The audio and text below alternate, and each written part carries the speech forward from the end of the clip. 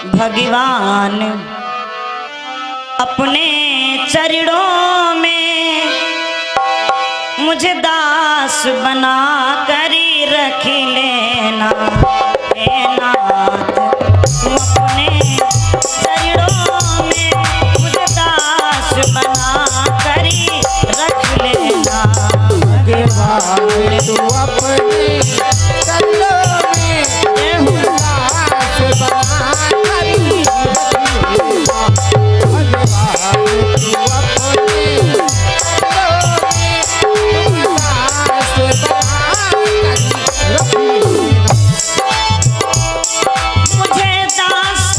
बना कर रख लेना। मुझे दास बना कर रख लेना। मुझे दास बना कर रख लेना। भगवान तो अपने चरणों में मुझे दास बना कर रख लेना। भगवान तू अपने चरणों में मुझे दास बना कर रख लेना। श्री राधे भगवान तू अपने चरणों में मुझे दास बना कर रख लेना।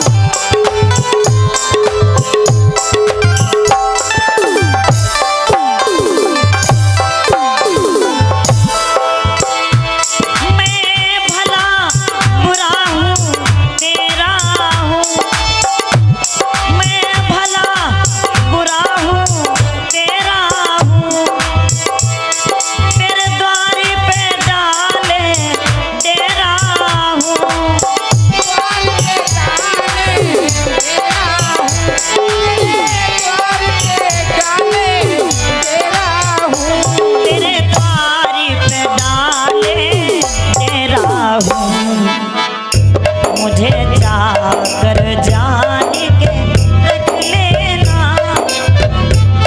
मुझे जाकर जाने के रख लेना। भगवान तू अपने चरणों में मुझे दास बना कर रख लेना। भगवान तू अपने मुझे दास बना कर रख लेना। भगवान तू अपने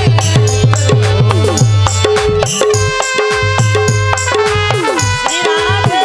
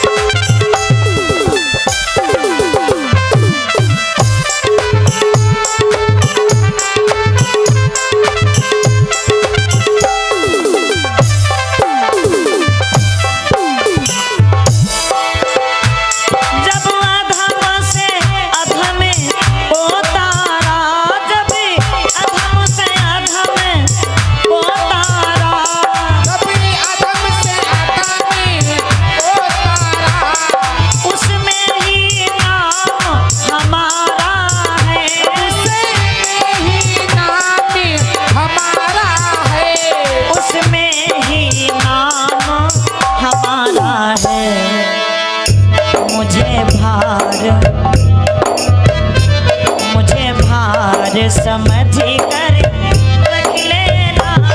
भगवान तू अपने चरणों में मुझे दास बना कर रख लेना।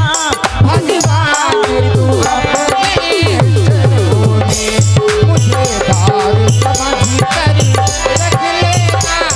भगवान तू अपने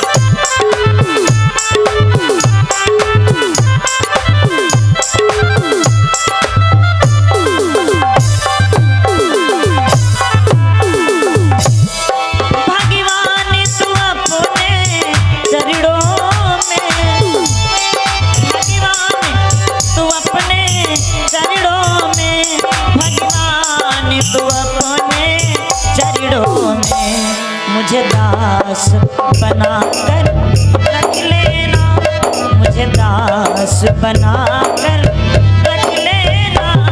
भगवान तू अपने चरणों में मुझे दास बनाकर रख लेना भगवान तू अपने चरणों में, दास बनाकर रख लेना भगवान तू अपने चरणों में मुझे दास बनाकर रख लेना भगवान तू अपने चरणों में, मुझे दास बनाकर रख लेना भगवान तू अपने चरणों में। प्रेम से बोलो